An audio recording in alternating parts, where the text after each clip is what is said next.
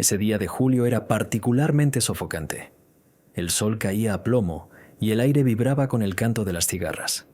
Yo estaba en mi mecedora de mimbre, en el corredor del patio, con una jarra de agua de Jamaica a mi lado, disfrutando del relativo frescor. Recordaba a mi hermana menor, María, su risa contagiosa, su espíritu indomable. Su muerte, hace ya 5 años, dejó un vacío que nada ni nadie ha podido llenar. Y también dejó a Carlos, su único hijo.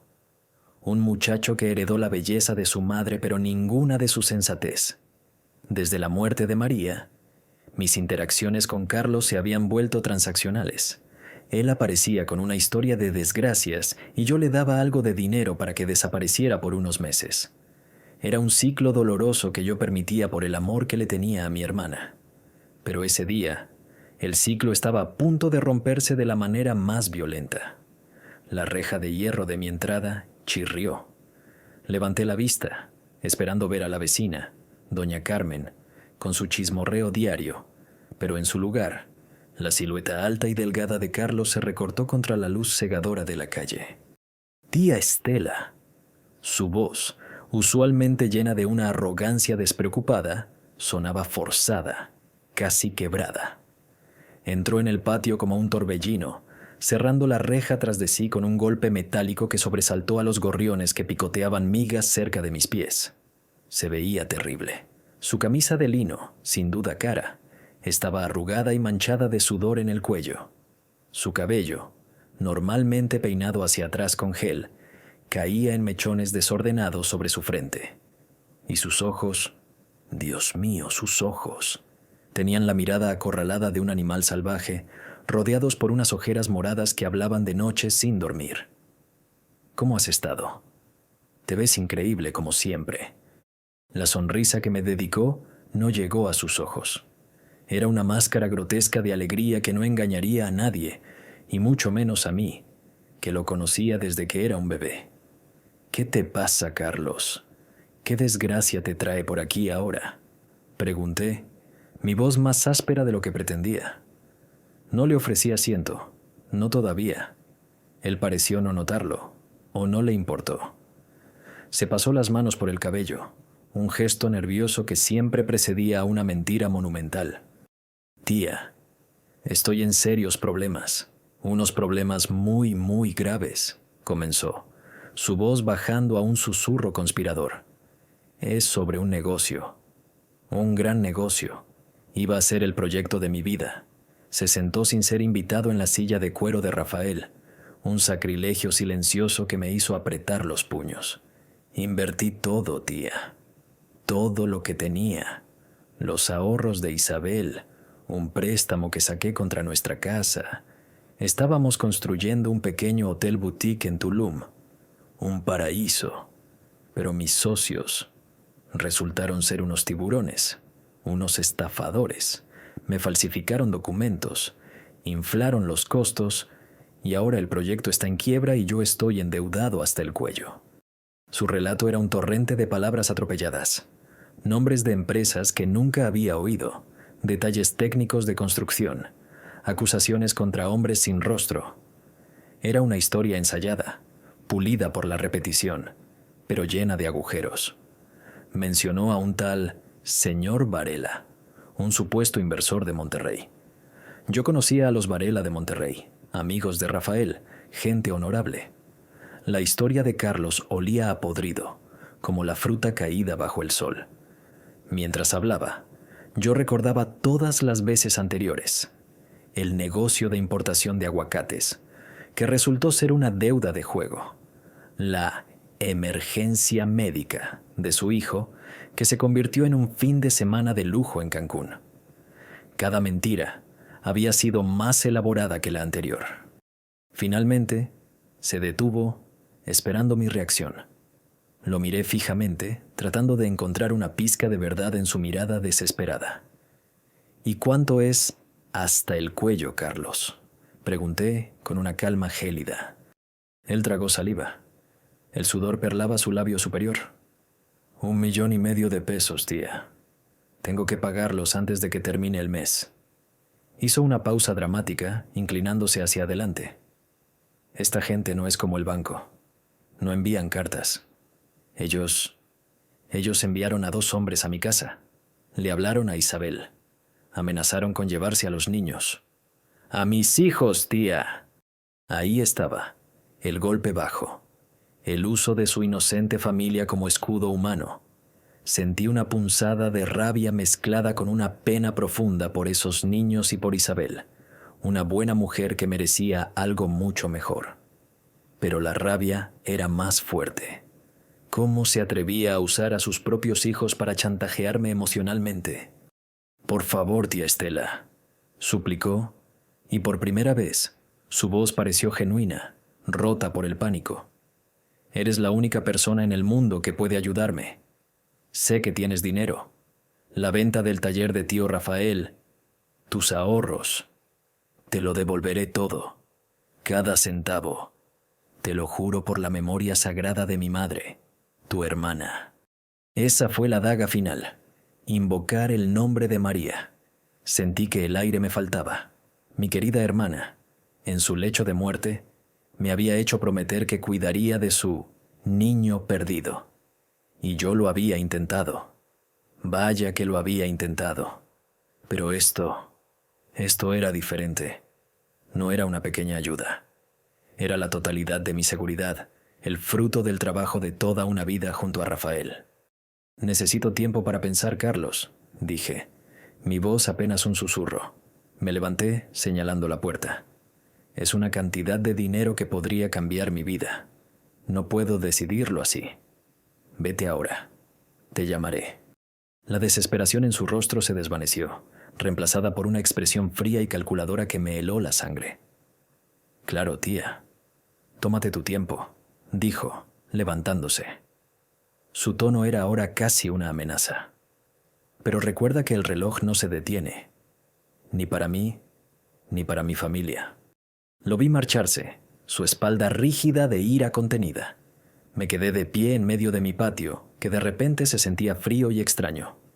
La paz se había hecho añicos, pero en medio del caos de mis emociones, una idea clara y afilada como el cristal comenzó a formarse en mi mente. No iba a darle el dinero, no así, pero tampoco iba a dejarlo a su suerte. Lo que no sabía es que esa decisión me llevaría por un camino mucho más oscuro de lo que jamás hubiera imaginado. Un camino de mentiras, traición y una revelación que sacudiría los cimientos de nuestra familia. Mi mente trabajó febrilmente. ¿A quién podría recurrir? La policía local estaba fuera de discusión. Un escándalo solo empeoraría las cosas y, si Carlos decía la verdad, podría ponerlo en más peligro. Mis vecinos eran buenos para el chisme, no para secretos. Entonces, como un relámpago, un nombre vino a mi mente. Héctor Vargas, un viejo amigo de Rafael, casi un hermano. Habían trabajado juntos en su juventud antes de que Rafael abriera su taller de carpintería y Héctor se uniera a la policía judicial en Querétaro. Ahora estaba retirado, pero yo sabía que su mente era tan aguda como siempre, y sus contactos, como las raíces de un árbol viejo, eran profundos y se extendían por todas partes. Si alguien podía descubrir la verdad discretamente, era él. Mis manos temblaban un poco mientras buscaba su número en mi vieja agenda de contactos. Un pequeño cuaderno de cuero que olía a tiempo y recuerdos. Marqué el número en el teléfono fijo, el corazón latiéndome en los oídos. «¿Bueno?» La voz al otro lado era grave, un poco rasposa, pero inconfundible. «Héctor, soy Estela. Estela Ramírez», dije, mi propia voz sonando extrañamente débil. Hubo una pausa, y luego un cambio en su tono, una calidez inmediata. «Estelita, qué milagro. ¿Cómo has estado? Han pasado años. ¿Está todo bien?» «Estoy bien, Héctor, gracias. Pero necesito un favor. Un favor muy grande y muy discreto», le expliqué, y procedí a contarle la historia de Carlos.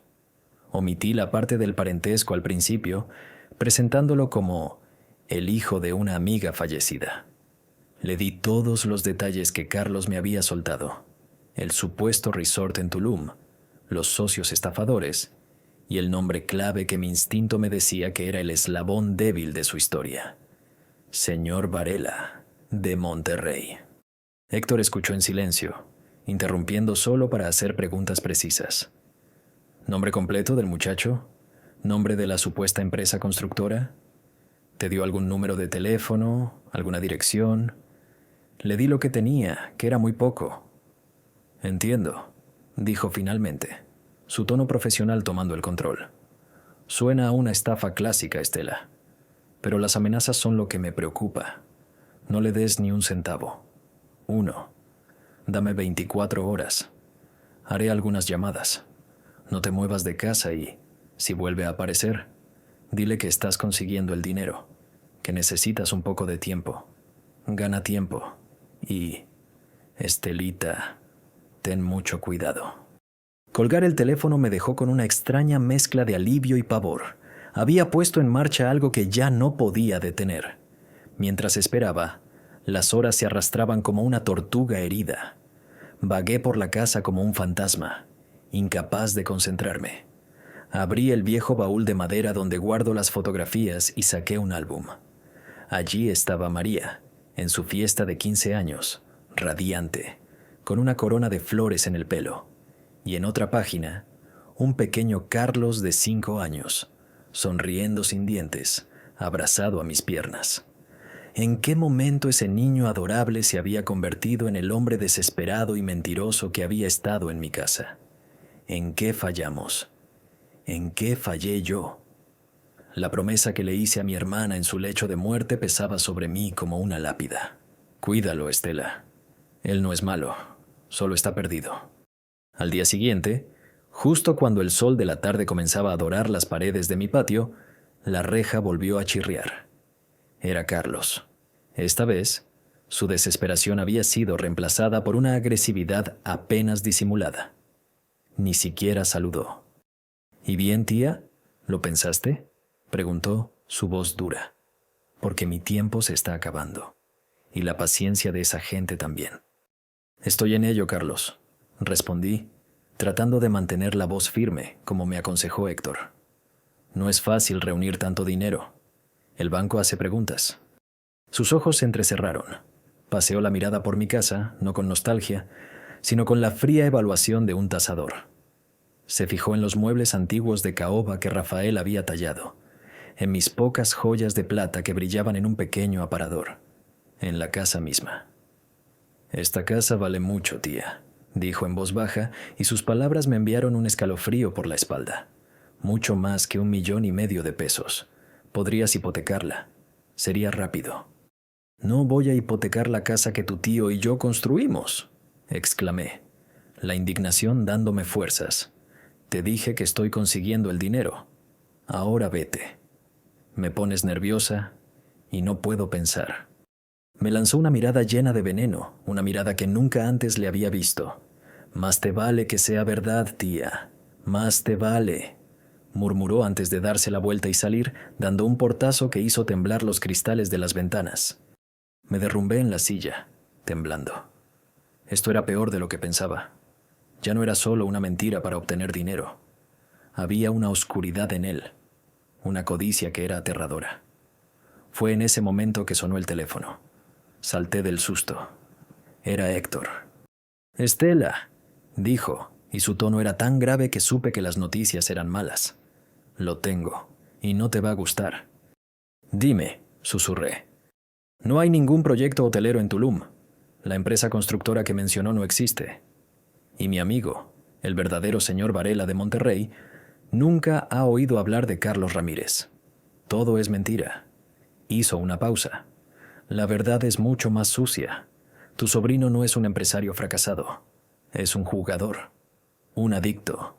Le debe exactamente 1,5 millones de pesos al dueño de un casino clandestino en las afueras de Querétaro.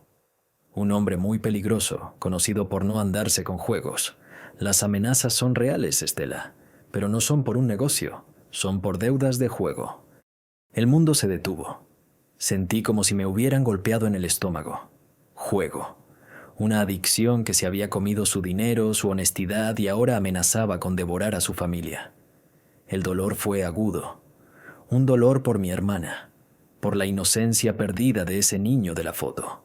Pero a través del dolor, la ira comenzó a arder, una ira fría y clara. Me había mentido, había usado a sus hijos, había jurado en falso sobre la tumba de su madre, todo para alimentar su vicio. Héctor seguía hablando, sugiriendo opciones, pero yo ya no lo escuchaba. El plan que había comenzado a formarse en mi mente el día anterior ahora se solidificó, convirtiéndose en algo tan duro y afilado como el diamante. No le daría el dinero.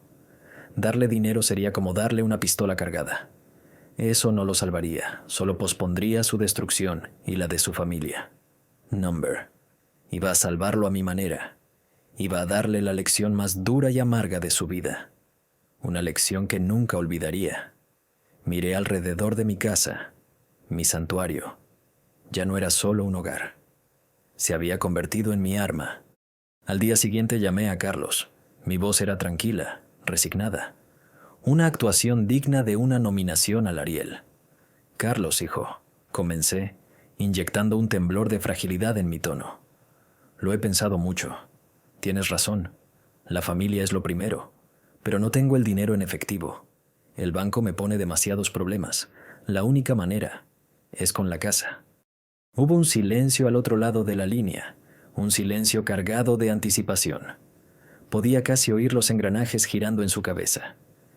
¿Qué quieres decir, tía?, preguntó, su voz ahora melosa, apenas conteniendo su excitación.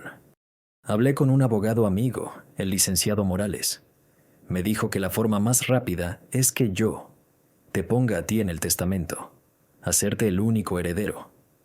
Con esos papeles, él dice que puedes ir a un prestamista privado, usar la casa como garantía futura y conseguir el dinero de inmediato.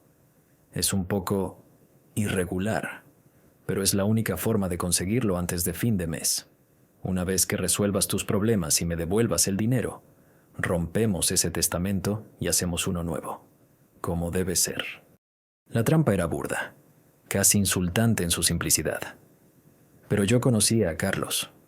Su codicia, alimentada por la desesperación del jugador, sería un velo sobre sus ojos. No vería el anzuelo, solo el cebo, la casa, la propiedad que valía por lo menos 4 veces la cantidad que necesitaba, la posibilidad de tenerlo todo, no solo el préstamo. Tía, no sé qué decir, balbuceó, su actuación de gratitud tan falsa como sus historias anteriores. Eres una santa. Salvarás a mi familia. Te lo pagaré. Lo juro. Cada centavo. ¿Cuándo podemos ver a este abogado? Mañana por la mañana, a las 10 en su oficina. Ya arreglé todo. Respondí, manteniendo la compostura. El licenciado Morales, por supuesto, no existía. O más bien, el que yo tenía en mente no era un abogado para Carlos, sino para mí. Su verdadero nombre era Rodrigo Aguilar, un notario público de unos 60 años, recto como una regla y con una reputación de integridad a prueba de balas. Era el notario que Rafael y yo siempre habíamos usado. Lo llamé inmediatamente después de hablar con Carlos y le expliqué mi situación. Rodrigo, un hombre de pocas palabras, pero de gran entendimiento, comprendió de inmediato. «Es un plan audaz, Estela», dijo, después de que le expuse los detalles, «y arriesgado. ¿Estás segura de que quieres llegar tan lejos?» «Más que segura, Rodrigo», respondí con firmeza. «Este chico necesita una lección que ni 1.000.000 de sermones podría enseñarle. Necesito 2 documentos de ti. 1. Un testamento que nombre a Carlos como mi único heredero universal, que parezca lo más oficial posible. Y 2. El verdadero testamento». Al día siguiente, a las 10 en punto, Carlos llegó a mi casa para que fuéramos juntos. Se había duchado, afeitado y vestía su mejor traje. Era la imagen de un hombre de negocios respetable a punto de cerrar el trato de su vida. Su sonrisa era deslumbrante, sus abrazos efusivos. Me trataba como a una reina, preguntándome si quería agua, si necesitaba ayuda para caminar. Era nauseabundo. Durante el corto viaje en taxi a la oficina del notario Aguilar, no paró de hablar de sus planes futuros. Cómo invertiría el dinero sabiamente. Cómo me cuidaría en mi vejez. Cómo esta casa siempre sería mi hogar. Yo solo asentía y sonreía, sintiendo el hielo expandirse en mis venas. La oficina del notario Aguilar era imponente. Paredes forradas de libros de leyes, muebles de madera oscura y un silencio solemne. El propio Rodrigo, con su traje impecable y sus gafas de montura dorada, nos recibió con una cortesía formal. Jugó su papel a la perfección. Señora Ramírez, señor Ramírez, tomen asiento, por favor. Su mirada se posó en Carlos por un momento, fría y evaluadora. Estela me ha explicado la situación. Es una medida inusual, pero dadas las circunstancias, he preparado el documento según sus instrucciones. Puso sobre la mesa un grueso fajo de papeles atado con una cinta, con sellos y timbres que le daban un aire de autoridad inmutable. El testamento. Deslizó el documento hacia mí. Por favor, léalo con atención, Estela, antes de firmar. Fingí leer las cláusulas, aunque ya me las sabía de memoria. Todo estaba allí, en un lenguaje legal florido y enrevesado. Yo, Estela Ramírez, en pleno uso de mis facultades mentales, nombro a mi sobrino, Carlos Ramírez, como único y universal heredero de todos mis bienes presentes y futuros, incluyendo la propiedad ubicada en... Leí el párrafo clave en voz alta, para que Carlos lo escuchara claramente. Vi el brillo en sus ojos, una mezcla de triunfo y codicia tan pura que era casi tangible. Todo está en orden, licenciado, dije, tomando la pluma que me ofrecía. Carlos se inclinó hacia mí, su mano sobre la mía, su aliento oliendo a café y menta. Gracias, tía, de verdad. Nunca olvidaré esto, susurró. Su voz estaba cargada de una emoción falsa que me revolvió el estómago. Mi mano tembló ligeramente al firmar mi nombre en la línea punteada. No por miedo, sino por el peso de lo que estaba haciendo. Estaba entregando, simbólicamente, el legado de mi vida a la persona que menos lo merecía. Rodrigo y sus 2 testigos firmaron después de mí. El notario estampó un sello con un golpe seco que resonó en el silencio de la oficina. Luego, le entregó una copia certificada a Carlos. Carlos la tomó como si fuera el santo grial. Sus dedos recorrieron el papel, sus ojos devorando las palabras. La sonrisa en su rostro era la de un depredador que finalmente ha acorralado a su presa. Con esto será suficiente, dijo, su voz ronca por la emoción. El prestamista me lo aceptará. Tía, me has salvado la vida. En el camino de regreso, Carlos era un hombre diferente. La tensión había desaparecido, reemplazada por una euforia maníaca. Hablaba sin parar sobre el futuro, un futuro en el que él era el rey. Ya no mencionaba la devolución del dinero. En su mente, la casa ya era suya. Me dejó en mi puerta con un último abrazo teatral y se fue, casi corriendo, para encontrarse con su prestamista. Lo vi alejarse y entré en mi casa. El aire seguía oliendo a jazmín, pero ahora ya no me parecía fúnebre. Olía a justicia. Fui directamente al baúl de madera de Rafael, pero esta vez no saqué fotos. Saqué otro documento, uno que el notario Aguilar me había entregado discretamente mientras Carlos estaba distraído admirando su trofeo. Era mi verdadero testamento, firmado y sellado esa misma mañana, unos minutos antes de que llegara Carlos. Un documento simple y claro que revocaba cualquier testamento anterior y dejaba toda mi propiedad, incluyendo la casa, el dinero y los muebles, a una sola entidad, el orfanato Hijos de María de San Miguel de Allende, un pequeño refugio para niños sin hogar que mi hermana y yo habíamos apoyado durante años. La trampa estaba cerrada, el cebo había sido tomado. Ahora solo tenía que esperar a que el jugador hiciera su última apuesta. Pasaron 3 días. La llamada que finalmente llegó no fue de Carlos, sino de su esposa, Isabel. Su voz era un hilo delgado y tembloroso. Tía Estela, ¿estás bien? No sé qué pasa. Carlos está raro. Salió hace 3 días diciendo que iba a solucionar todo, que tú lo ibas a ayudar. Volvió anoche, eufórico, borracho. No de tequila, sino de algo más, de arrogancia. Hablaba de comprar un coche nuevo, de mudarnos a una casa más grande. Cuando le pregunté de dónde sacaría el dinero, solo se rió y dijo que la vieja tía finalmente había entrado en razón. Tía, ¿qué hiciste? ¿Le diste dinero? Sentí una punzada de dolor por ella.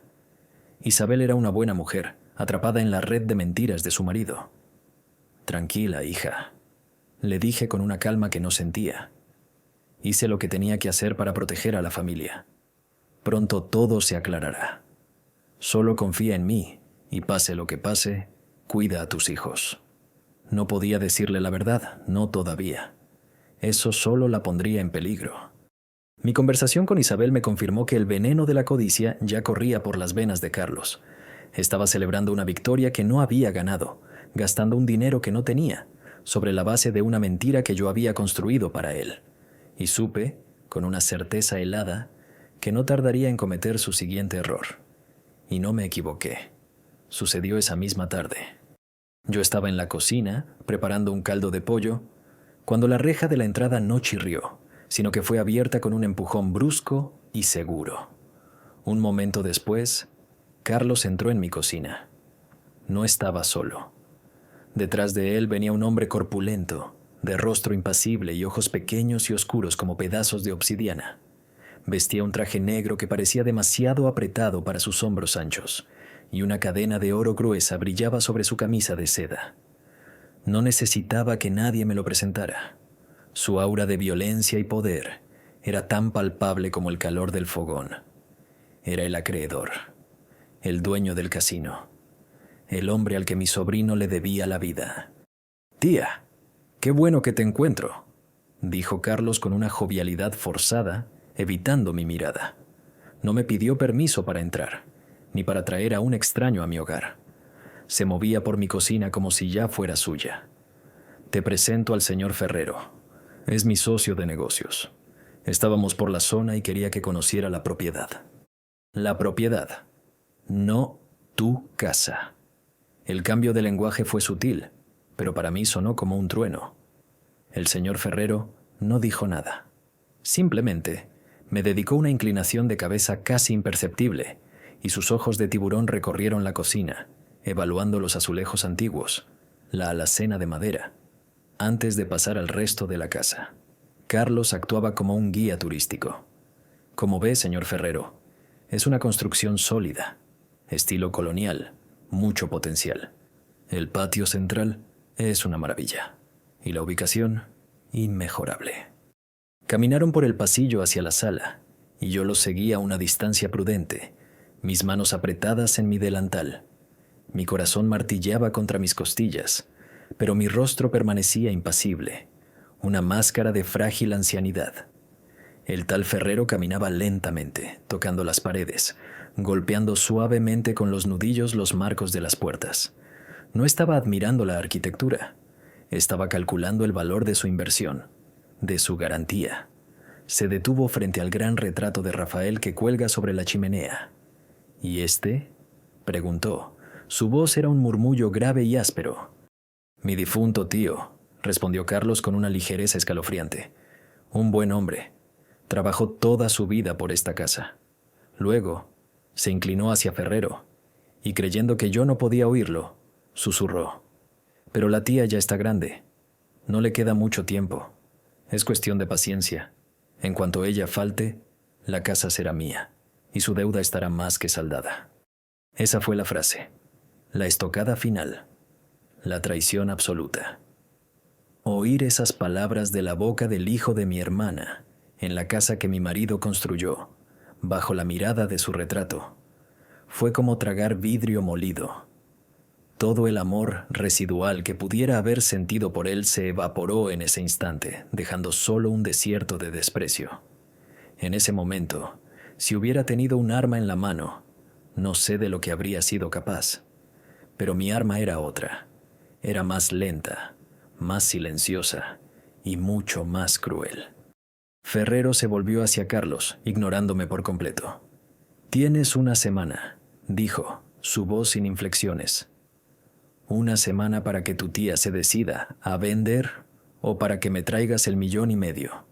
Si en una semana no tengo el dinero o los títulos de propiedad firmados a mi nombre, consideraré que este testamento es papel mojado, y entonces mi paciencia se acabará. Y créeme, muchacho, no querrás ver cómo cobro mis deudas cuando pierdo la paciencia. Su mirada se desvió hacia mí por un segundo, una mirada vacía, como si yo fuera un mueble más. Y a veces las propiedades se desocupan más rápido de lo esperado. Carlos palideció visiblemente. La amenaza velada había sido perfectamente clara. No, no, señor Ferrero, no será necesario, yo me encargo. En una semana lo tendrá todo. Se lo garantizo, tartamudeó. El hombretón no respondió. Simplemente se dio la vuelta y salió de la casa con la misma seguridad con la que había entrado. Carlos se quedó un momento, pasándose una mano temblorosa por la cara. Luego se volvió hacia mí, y la máscara de sobrino cariñoso había desaparecido por completo. Su rostro era una mueca de ira y pánico. ¿Oíste eso, tía?, siseó. Una semana. Tienes que vender. Ahora. O hipotecar. Haz algo. No puedes dejar que me maten. Lo miré, y por primera vez, dejé que un poco del hielo que sentía por dentro se reflejara en mis ojos. No te preocupes, Carlos, le dije con una voz suave como la seda. Haré lo que sea necesario. Vete. Necesito hacer unas llamadas. Me creyó. La desesperación lo hacía crédulo. Salió de la casa, dejándome sola en el silencio repentino, con el eco de sus crueles palabras todavía flotando en el aire. Me quedé inmóvil durante un largo minuto, dejando que la ira me diera la fuerza que necesitaba. Luego fui al teléfono. No llamé a un agente inmobiliario. No llamé al banco. Marqué el número de Isabel. Isabel, soy Estela, dije cuando respondió. Escúchame con mucha atención. Necesito que empaques una maleta con lo esencial para ti y para los niños. Ropa, documentos, lo que sea importante. Y necesito que estés lista para salir de casa en 1 hora. Un taxi pasará por ti. No le digas nada a Carlos. Absolutamente nada. ¿Entendido? Te voy a sacar de ahí. Ahora. La fase de espera había terminado. El lobo no solo había reclamado su presa, la había llevado a mi puerta. Y ahora era el momento de que el cazador actuara. Finalmente, escuché el sonido suave de un coche deteniéndose. Y poco después, unos golpes tímidos en mi puerta. Era Isabel, con sus 2 hijos pequeños, Mateo de 6 años y Lucía de 4, aferrados a sus piernas. Sus ojos estaban rojos e hinchados por el llanto, y su rostro estaba pálido por el miedo. Llevaba una sola maleta. Los niños me miraban con ojos grandes y asustados, sin entender qué estaba pasando. Los hice pasar rápidamente y cerré la puerta con cerrojo, sintiendo una oleada de alivio al tenerlos a salvo dentro de mis muros. «Gracias, tía Estela. Gracias», susurró Isabel, abrazándome con fuerza. No sabía qué más hacer. Carlos llegó a casa como un loco, gritando que tenías que vender la casa, que si no, todos estaríamos en peligro. Tenía la mirada de un extraño. «Shh, tranquila, hija. Aquí están a salvo», la consolé, acariciando su espalda. Llevé a los niños a la cocina y les serví un vaso de leche tibia con miel. Mateo, el mayor, era un niño serio y observador. «¿Mi papá está enojado?», me preguntó en voz baja. Le sonreí, aunque mi corazón se rompía. «Tu papá está un poco confundido ahora mismo, cariño. Pero todo va a estar bien». Logré que comieran algo, y luego Isabel los acostó en la habitación de huéspedes. Estaban agotados por el miedo y la confusión, y pronto se quedaron dormidos. Isabel y yo nos sentamos en la sala, bajo la mirada del retrato de Rafael. Le conté todo: la adicción al juego, la deuda, el falso testamento, la visita del prestamista. Con cada palabra, el rostro de Isabel se descomponía, pasando de la incredulidad al horror y finalmente a una profunda y amarga resignación. No era una sorpresa total para ella. Las mentiras, el dinero que desaparecía, los cambios de humor de Carlos. Las piezas del rompecabezas siempre habían estado ahí, pero se había negado a unirlas.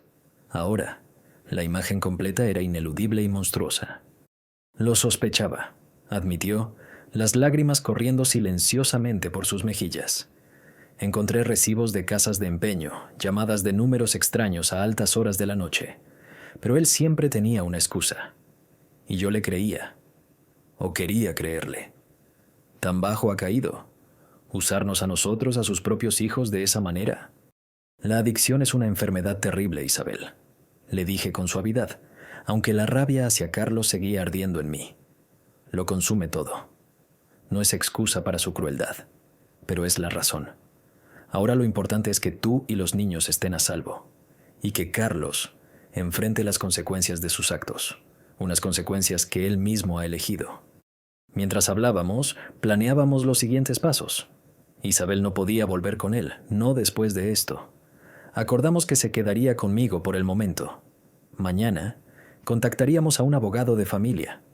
Había destruido no solo su herencia, sino también su propio hogar.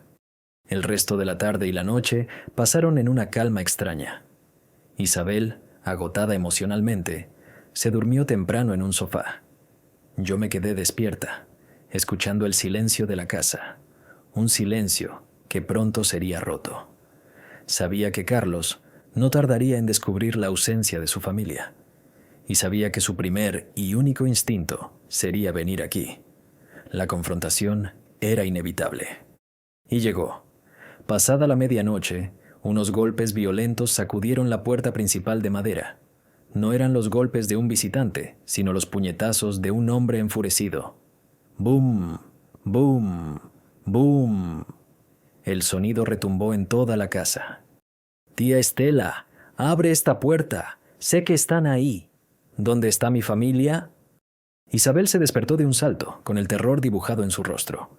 Los niños comenzaron a llorar en la otra habitación.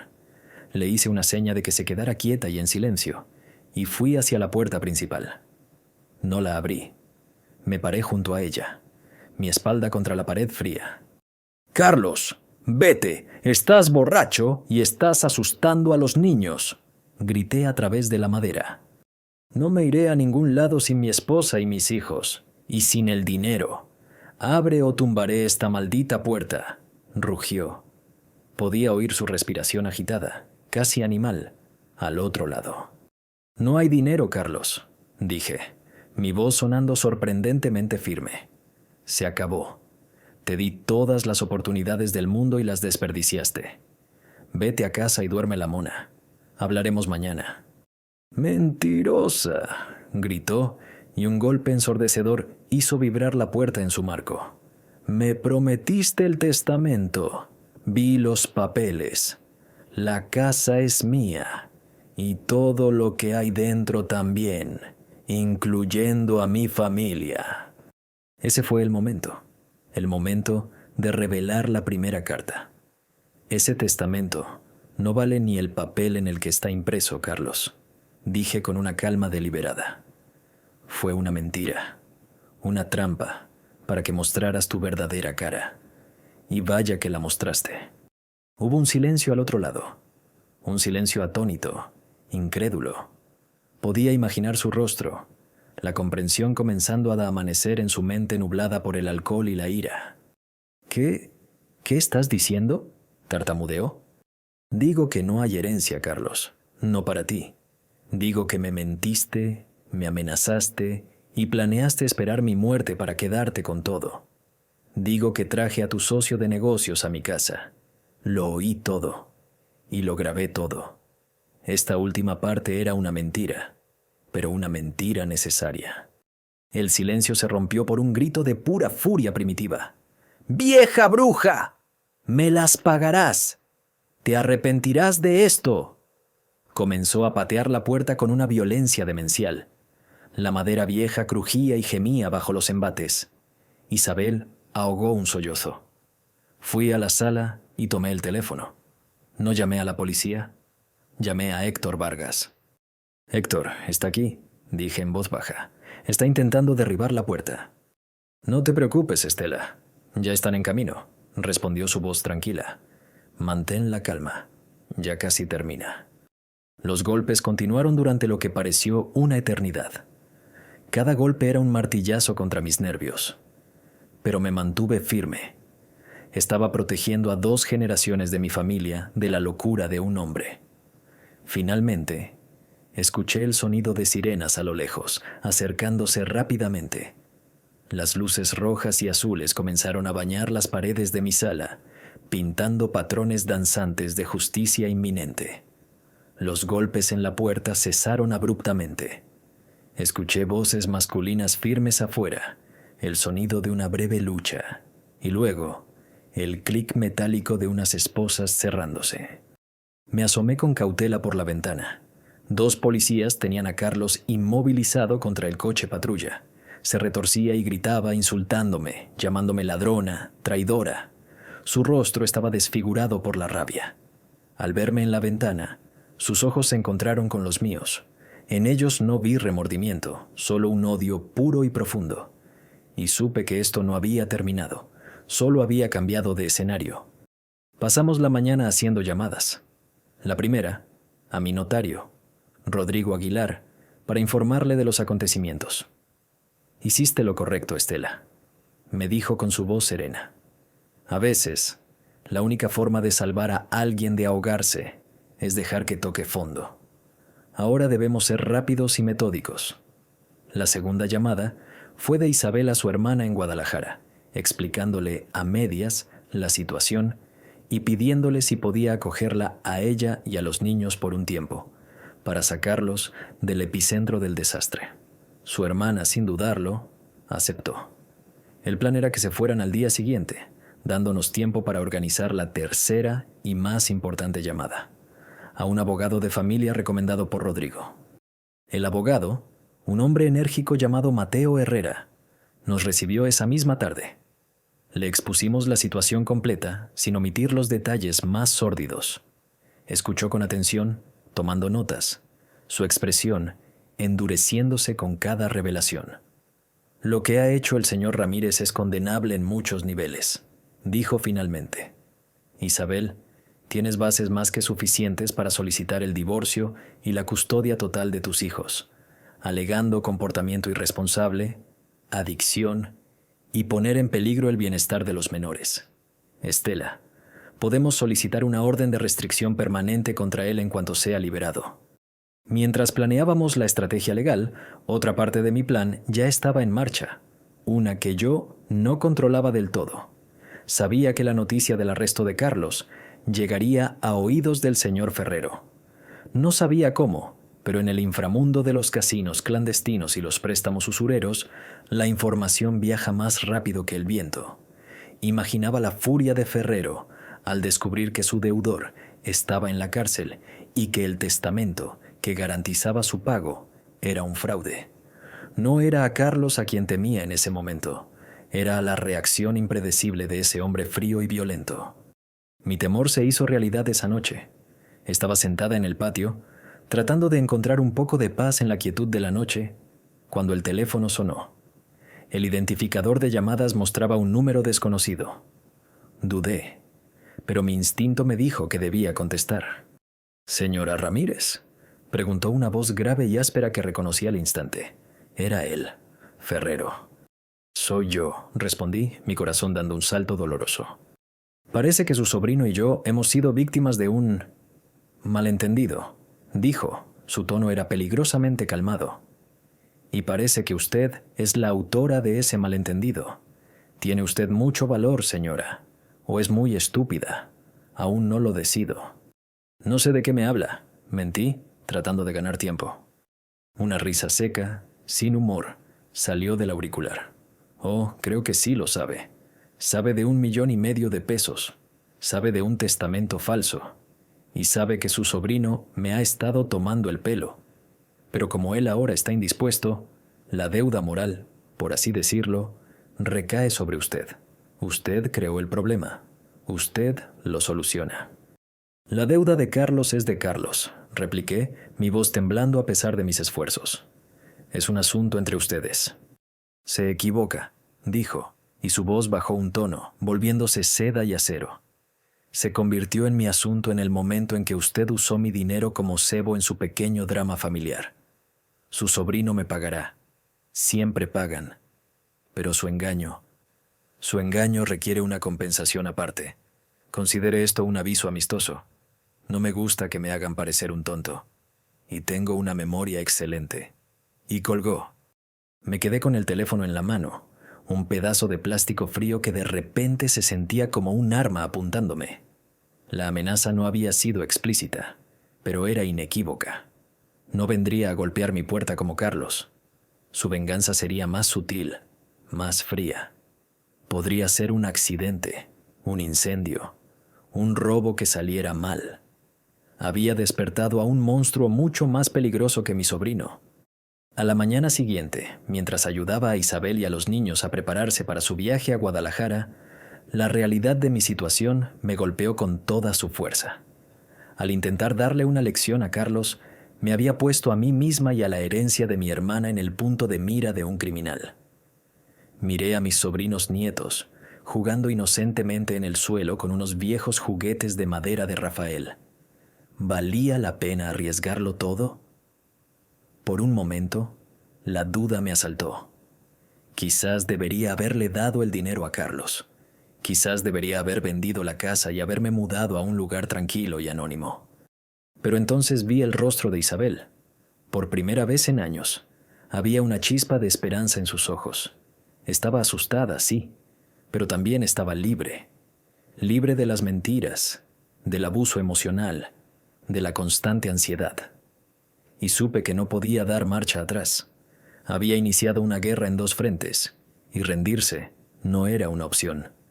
Despedí a Isabel y a los niños en la estación de autobuses. El abrazo que nos dimos fue largo y lleno de palabras no dichas. «Cuídate mucho, tía», me dijo.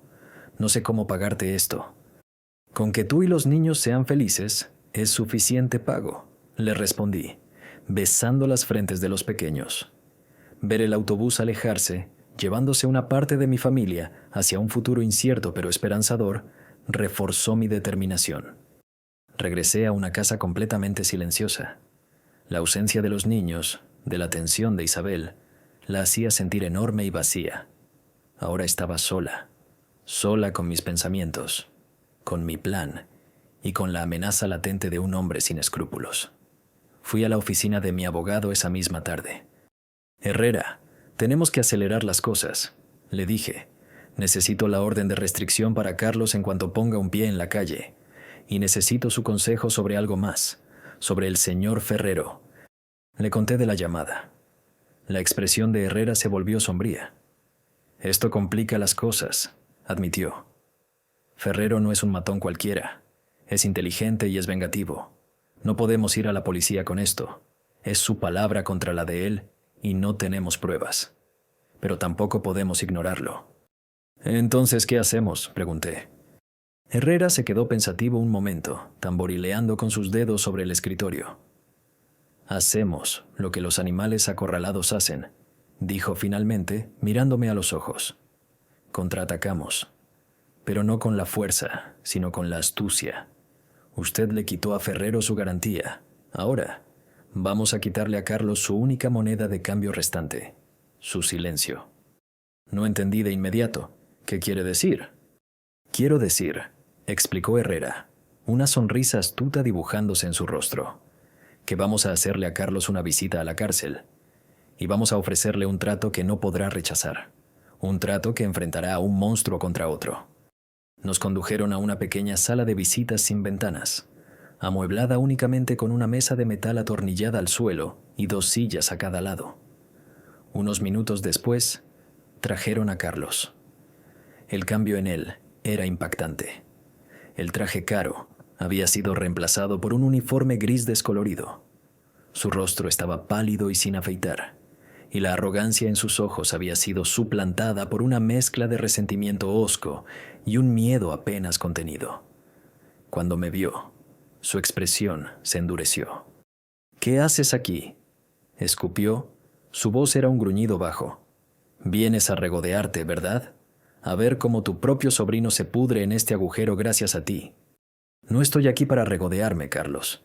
Estoy aquí para ofrecerte una salida, respondí. Mi voz era mucho más firme de lo que me sentía. Herrera tomó la palabra. Su tono era todo negocio. Señor Ramírez, seamos directos.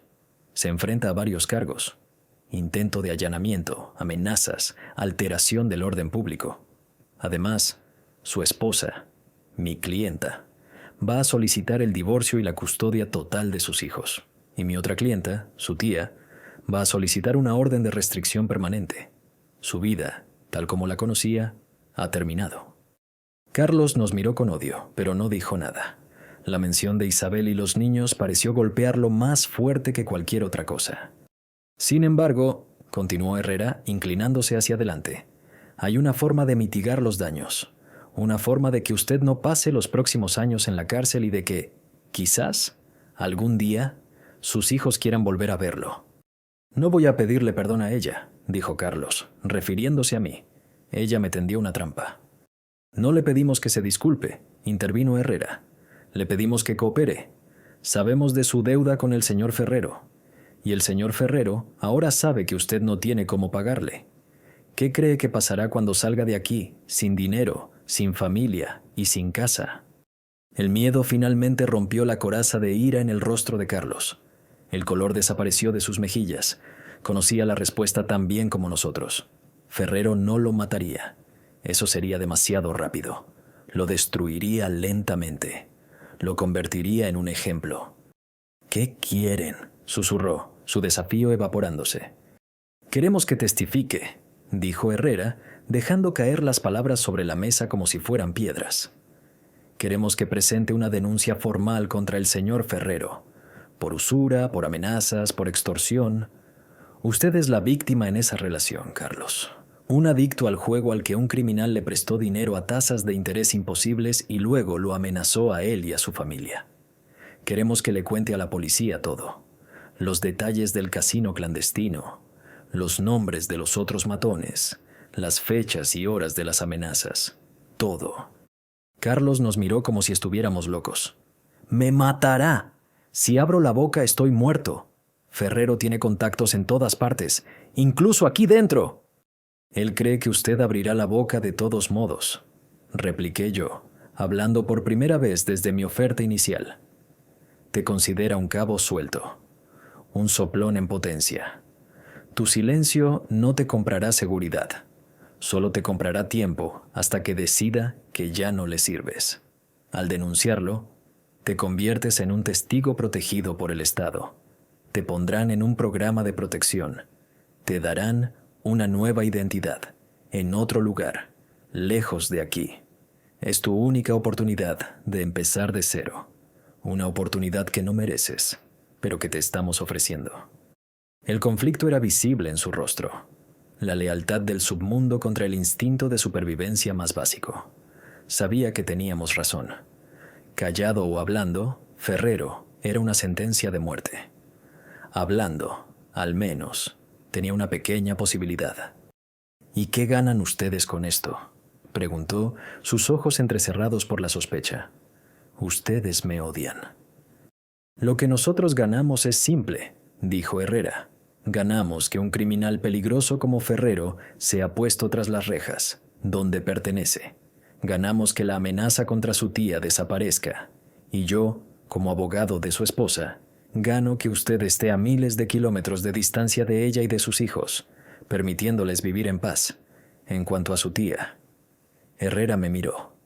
Yo, dije, mirándolo directamente a los ojos, no gano nada y no pierdo nada. Mi casa está a salvo, mi conciencia está tranquila. Hice una promesa a tu madre y de esta manera retorcida la estoy cumpliendo. Te estoy salvando la vida, Carlos. Por última vez. El peso de mis palabras pareció finalmente derrumbarlo. Se desplomó en su silla, cubriéndose la cara con las manos. Los sollozos que sacudieron su cuerpo eran secos, sin lágrimas. Eran los sollozos de un hombre que ha perdido absolutamente todo y que por primera vez se da cuenta de que la culpa es enteramente suya. Lo haré, dijo finalmente su voz ahogada. Les contaré todo. Salimos del centro de detención y volvimos al sol brillante, que ahora se sentía diferente, menos opresivo. El aire parecía más ligero. Habíamos hecho un pacto con el diablo menor para atrapar al mayor. Era una victoria sucia, moralmente ambigua, pero era una victoria al fin y al cabo. En los días siguientes, Herrera trabajó incansablemente con la fiscalía. Carlos, ahora un testigo cooperante, fue trasladado a un lugar seguro. Su confesión fue una mina de oro para la policía. No solo implicaba a Ferrero, sino que destapaba toda una red de lavado de dinero que operaba a través del casino. La investigación se amplió. Se emitieron órdenes de arresto. Una tarde, una semana después de nuestra visita a la cárcel, estaba regando mis geranios cuando vi a Héctor Vargas entrar en mi patio. No había venido como un amigo, sino como un mensajero. «Se acabó, Estela», me dijo, su rostro serio pero con un brillo de satisfacción en los ojos. «Arrestaron a Ferrero esta mañana. Lo atraparon en su oficina, intentando destruir documentos. La declaración de Carlos fue la pieza clave. No saldrá de la cárcel en mucho tiempo». Sentí que una tensión que ni siquiera sabía que llevaba se liberaba de mis hombros. Respiré hondo, el aire lleno del aroma de la tierra mojada y las flores. Había funcionado. Mi plan, mi arriesgada y peligrosa apuesta, había funcionado. «¿Y Carlos?», comenté. «Entrará en el programa de protección de testigos tan pronto como termine el juicio. Le darán una nueva vida en algún lugar del norte. Nunca más volverá a San Miguel», dijo Héctor. Luego me miró, y su expresión se suavizó. «Fue algo muy arriesgado lo que hiciste, Estelita. Jugaste con fuego». «A veces», respondí, mirando el retrato de Rafael a través de la ventana de la sala. «Para limpiar la casa, tienes que quemarla hasta los cimientos». Parecía que la tormenta finalmente había pasado. Ferrero estaba tras las rejas. Carlos estaba a punto de desaparecer para siempre. Isabel y los niños estaban a salvo. Mi casa, mi santuario, estaba intacta. Pero sabía que las cicatrices de esta batalla permanecerían. Y aún quedaba una última pieza del rompecabezas por colocar, una última verdad por revelar. Isabel me llamaba cada semana desde Guadalajara. Su voz, al principio frágil, se fue fortaleciendo con el tiempo. Había conseguido un trabajo como asistente en una pequeña clínica. Mateo y Lucía estaban en una nueva escuela, y aunque extrañaban a su padre, o más bien, la idea de un padre, la estabilidad y la ausencia de miedo estaban obrando milagros en ellos. El proceso de divorcio avanzaba sin contratiempos, una formalidad para cerrar un capítulo terrible. Durante nuestras conversaciones, a menudo me agradecía, llamándome su salvadora. Yo siempre le respondía lo mismo. «Tú te salvaste a ti misma, hija. Yo solo te di un empujón». Pero sus palabras de gratitud a menudo venían acompañadas de una pregunta recurrente. «¿Qué harás ahora, tía? ¿Con la casa?». Esa era la pregunta que flotaba en el aire, la última pieza del rompecabezas. Mi casa, mi santuario, mi arma. Se había convertido en el centro de toda la trama, el premio codiciado, la fortaleza a defender. Y ahora que la guerra había terminado, se sentía diferente, demasiado grande, demasiado silenciosa. Cada habitación guardaba el eco de la traición de Carlos, de las lágrimas de Isabel, del miedo de los niños. El retrato de Rafael en la sala parecía mirarme con una pregunta en sus ojos pintados. «¿Y ahora qué, mi amor?». Un día recibí una carta oficial. Era del juzgado. El juicio contra Ferrero y sus asociados había concluido. Gracias al testimonio de Carlos, las condenas fueron severas. Ferrero pasaría el resto de su vida en prisión. El caso estaba cerrado. Junto con la carta venía un sobre más pequeño, sin remitente, que me había sido entregado a través del fiscal. Dentro había una sola hoja de papel, doblada varias veces. Era una carta de Carlos, o del hombre que antes era Carlos. La escritura era torpe, casi infantil, como si le costara esfuerzo formar las palabras. «Tía Estela», comenzaba, «no sé si leerás esto. No sé si merezco que lo hagas. Me han dado un nuevo nombre, una nueva vida en un lugar frío y gris, que no se parece nada a México. Trabajo en una fábrica. Es un trabajo duro, honesto, el tipo de trabajo del que siempre me burlé. Cada día, cuando mis manos duelen y mi espalda arde, pienso en ti. Pienso en mi madre. Pienso en lo que tenía y en cómo lo tiré todo por nada. Me salvaste la vida, lo sé, pero también me la quitaste. Me quitaste mi nombre, mi familia, mi hogar. Quizás eso es justicia. No pido perdón porque sé que no hay perdón para lo que hice. Solo quiero que sepas que cada noche, antes de dormir, veo la cara de mis hijos y sé que nunca más podré abrazarlos. Y ese es un infierno mucho peor que cualquier prisión. Adiós, tía. Leí la carta una y otra vez. No sentí compasión. Ni siquiera sentí satisfacción. Solo un vacío inmenso. El vacío que deja una guerra cuando termina. Doblé la carta y la quemé en el brasero del patio, viendo cómo las palabras de arrepentimiento y dolor se convertían en cenizas negras que el viento se llevaba. Era el último fantasma, y ahora también se había ido. Esa tarde tomé una decisión. Fui a mi baúl de madera, el guardián de todos mis secretos, y saqué el documento que había estado allí todo este tiempo. Mi verdadero testamento. El que dejaba todo al orfanato Hijos de María. Lo tuve en mis manos, sintiendo el peso del papel, el peso de mi legado. Este plan había nacido de la ira y la necesidad de justicia, la idea de desheredar a Carlos en favor de los niños desamparados. Pero ahora, con Carlos desaparecido y su familia a salvo, el gesto se sentía incompleto. Era un final, pero no era el final correcto. Al día siguiente llamé de nuevo al notario Aguilar. Rodrigo, soy Estela. Necesito hacer un cambio en mi testamento. Una semana después, Isabel vino de visita, sola esta vez. Nos sentamos en el patio, en el mismo lugar donde meses atrás había comenzado toda esta pesadilla. Le serví un vaso de agua de Jamaica. Se veía más fuerte, más segura. Había cortado su cabello, un gesto simbólico de un nuevo comienzo. Tía, he estado pensando, comenzó ella. Sé que es mucho pedir, después de todo lo que has hecho, pero me preguntaba si quizás podrías considerar vender la casa y darme una pequeña parte para empezar de nuevo con los niños. Un pequeño apartamento, algo propio. La interrumpí suavemente, poniendo mi mano sobre la suya. No voy a vender la casa, Isabel.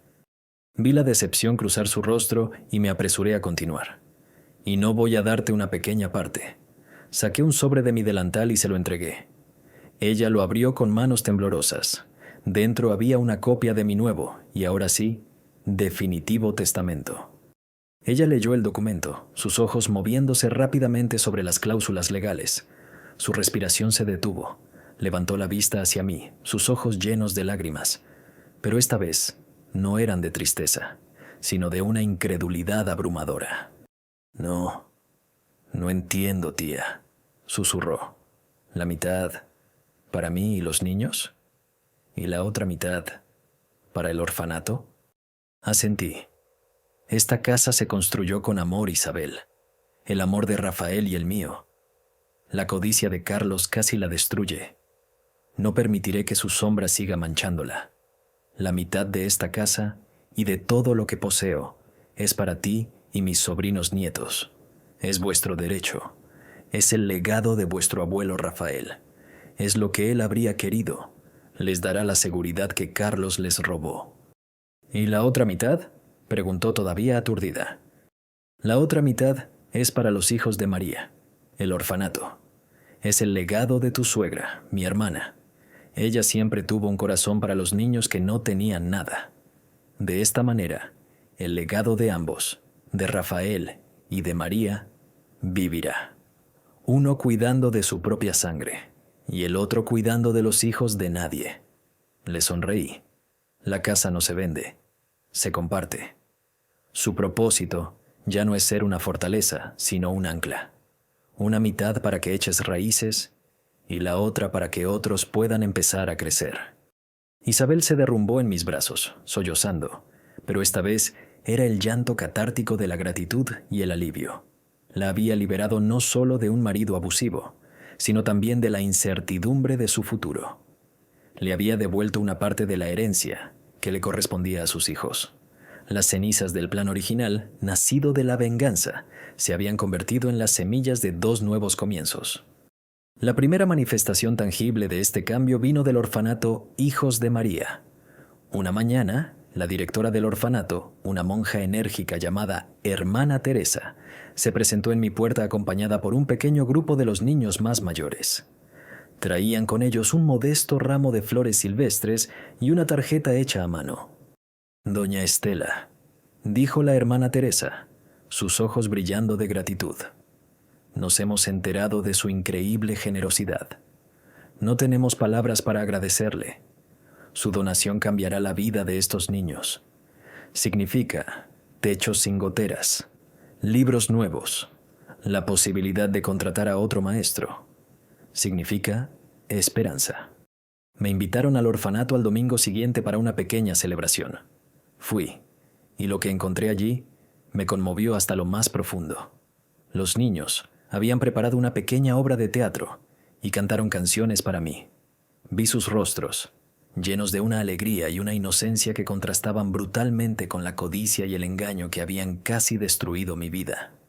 Al verlo, supe con una certeza absoluta que había tomado la decisión correcta. El legado de mi hermana María, cuyo corazón siempre se había desbordado por estos niños, estaba floreciendo de la manera más hermosa posible. La parte de mi herencia destinada a ellos no era solo dinero, era una inversión en el futuro, una cosecha de sonrisas y oportunidades. Mientras tanto, la otra mitad de mi plan también echaba raíces. Isabel, armada con la seguridad financiera que le había proporcionado, tomó decisiones valientes. En lugar de mudarse a un anónimo apartamento en Guadalajara, decidió regresar a San Miguel. «Este es el hogar de mis hijos», me dijo. «Aquí están sus raíces, aquí está su familia, aquí estás tú». Con su parte de la herencia, no compró una casa nueva. Hizo algo mucho más inteligente. Invirtió en sí misma. Se inscribió en la universidad local para terminar la carrera de contabilidad que había abandonado al casarse con Carlos. Y con una parte del dinero, transformó una sección de mi casa. La vieja carpintería de Rafael, que había permanecido silenciosa y llena de polvo durante una década, volvió a la vida. Pero no como una carpintería. Isabel, que siempre había tenido un talento para la cocina, la convirtió en una pequeña y encantadora cafetería. La llamó el Rincón de Estela y Rafael. El lugar se convirtió en un éxito casi instantáneo. Usando las viejas mesas de trabajo de Rafael como mostradores y decorando el espacio con mis flores y con fotografías antiguas de la ciudad, creó un ambiente cálido y acogedor. Servía el mejor café de la comarca y los pasteles que horneaba se hicieron famosos. La gente no solo venía por la comida, sino también para escuchar la historia, para sentarse en el lugar donde un drama familiar se había transformado en un próspero negocio regentado por una mujer fuerte y resiliente. La cafetería se convirtió en un símbolo de la capacidad de empezar de nuevo. Mi casa, antes un silencioso santuario y luego un campo de batalla, ahora estaba llena de vida de una manera que nunca había imaginado. Por las mañanas, me despertaba con el aroma del café recién hecho y el murmullo de las conversaciones de los clientes. Mis sobrinos nietos, Mateo y Lucía, corrían por el patio después de la escuela, sus risas llenando los espacios que antes ocupaba el silencio. Isabel, ahora una empresaria segura de sí misma y una madre feliz, dirigía su pequeño imperio con una sonrisa constante. Yo me convertí en la matriarca residente, la reina madre de este pequeño reino. Pasaba mis tardes en mi mecedora, en un rincón tranquilo del patio, observando el flujo de la vida a mi alrededor. A veces, los turistas, habiendo oído la leyenda, se acercaban a mí con timidez, pidiendo tomarse una foto. Yo siempre sonreía y aceptaba. Me había convertido, en mi vejez, en una pequeña celebridad local. Un día, Héctor Vargas vino a visitarme, no como policía, sino como un viejo amigo. Se sentó conmigo en el patio, bebiendo una taza del café de Isabel. «Mira esto, Estelita», dijo, haciendo un gesto hacia la cafetería bulliciosa y los niños jugando. Ha creado algo increíble a partir de la ruina. Ha convertido el veneno en medicina. No lo hice yo sola, Héctor, respondí, mirando el retrato de Rafael. Tuvimos un poco de ayuda. La vida había cerrado un círculo de una manera extraña y maravillosa. La casa que Rafael construyó para ser un hogar para dos, ahora era un hogar para muchos. Un ancla para su familia y un faro de esperanza para los hijos de la comunidad. La traición de Carlos, un acto de egoísmo puro, había desencadenado, irónicamente, una ola de generosidad y creación. Había intentado robar un legado y, en su lugar, había ayudado a crear uno mucho más grande y significativo. Pensé en su carta, en su vida gris, en un lugar frío. Su castigo no era la fábrica ni el exilio. Su verdadero castigo era no poder ver esto, no poder ver la vida vibrante y feliz que había surgido de las cenizas de su destrucción, no poder oír las risas de sus hijos creciendo en la casa que intentó robar. Ese, en verdad, era un infierno peor que cualquier prisión. Mi casa ya no es solo mía, es un organismo vivo, un corazón que bombea vida en dos direcciones. Una arteria nutre a mi familia. Isabel se ha convertido en una de las empresarias más respetadas de San Miguel. Ha expandido el negocio, ofreciendo ahora pequeños tours gastronómicos y emplea a varias mujeres del pueblo. Mateo está a punto de terminar la secundaria y habla de estudiar arquitectura para diseñar casas tan fuertes y bonitas como la del abuelo Rafael. Lucía, con el espíritu de mi hermana María, es la líder de su grupo de debate y sueña con ser abogada, para defender a la gente buena, como dice ella. Han florecido, sanos y fuertes, lejos de la sombra tóxica de su padre. La otra arteria nutre a la comunidad. La mitad de las ganancias de la cafetería, por decisión de Isabel, se donan cada mes al orfanato Hijos de María. Mi donación inicial fue la semilla, pero su esfuerzo continuo es el agua que mantiene el jardín floreciendo. El orfanato ha crecido, ha construido un ala nueva, el Pabellón Ramírez, y todos los niños que se gradúan de la secundaria ahora tienen un pequeño fondo para ayudarles a empezar sus estudios superiores o un oficio. El legado de mi hermana se ha multiplicado más allá de mis sueños más audaces. A veces, sentada en mi mecedora, pienso en Carlos, no con odio, ni siquiera con lástima. Pienso en él como se piensa en una enfermedad que se ha superado, una cicatriz que te recuerda la fragilidad de la vida, pero que ya no duele al tocarla. Nunca más supimos de él. Es un fantasma, una historia de advertencia que los padres cuentan a sus hijos sobre la codicia. Su nombre ha sido borrado de nuestra historia familiar, no por un edicto, sino por el simple peso de la vida nueva y feliz que creció en el espacio que él abandonó. Su ausencia es su único legado. Hace un mes, el abogado Herrera me trajo un sobre. Era de la fiscalía. Dentro, había un cheque por una cantidad modesta. Es parte de los activos recuperados del imperio de Ferrero, me explicó. Como víctima de extorsión, le corresponde una compensación. Miré el cheque. El dinero del criminal. El dinero que había causado tanto dolor. Endosé el cheque sin dudarlo y se lo di a la hermana Teresa para el fondo de becas del orfanato. El último eco de la oscuridad, transformado en luz. Mucha gente me sigue llamando heroína, una matriarca astuta que venció a los malos. Pero yo sé la verdad. No soy una heroína, solo soy una jardinera. Una vieja que se encontró con que las malas hierbas amenazaban con ahogar su jardín. Y una jardinera sabe que a veces no basta con cortar las malas hierbas. A veces tienes que arrancarlas de raíz, aunque al hacerlo remuevas la tierra y parezca que has destruido todo. Tienes que confiar en que, una vez que la tierra esté limpia, las buenas semillas tendrán el espacio que necesitan para crecer. Mi sobrino fue la mala hierba, su codicia, el veneno que echó en la tierra. Y mi plan, ese plan nacido de la ira y el dolor, no fue un acto de genialidad, sino el acto desesperado de una jardinera que se negaba a ver morir su jardín. Arranqué la raíz y por un tiempo el jardín fue un caos de tierra removida y promesas rotas. Pero luego, con la ayuda de Isabel, de mis sobrinos nietos, de la comunidad, plantamos nuevas semillas, semillas de honestidad, de trabajo duro, de generosidad. Y ahora, en el atardecer de mi vida, me siento en mi mecedora y contemplo mi cosecha. No es una casa llena de riquezas, es mucho más. Es una casa llena de risas, un negocio que da trabajo, unos nietos que crecen para ser buenas personas, un orfanato que da esperanza. Es un legado vivo, que respira y que seguirá creciendo mucho después de que yo me haya ido a reunirme con mi Rafael. No sé cuál es el secreto de una buena vida, pero sé esto: la vida te da tierra. A veces es fértil, a veces es rocosa. Te da sol y te da tormentas, y te da semillas. Algunas son de amor, otras son de dolor. El único secreto, quizás, es nunca dejar de ser un jardinero, cuidar lo que amas, arrancar sin miedo lo que busca destruirlo, y nunca, nunca subestimar el poder de una buena semilla para florecer en el lugar más inesperado.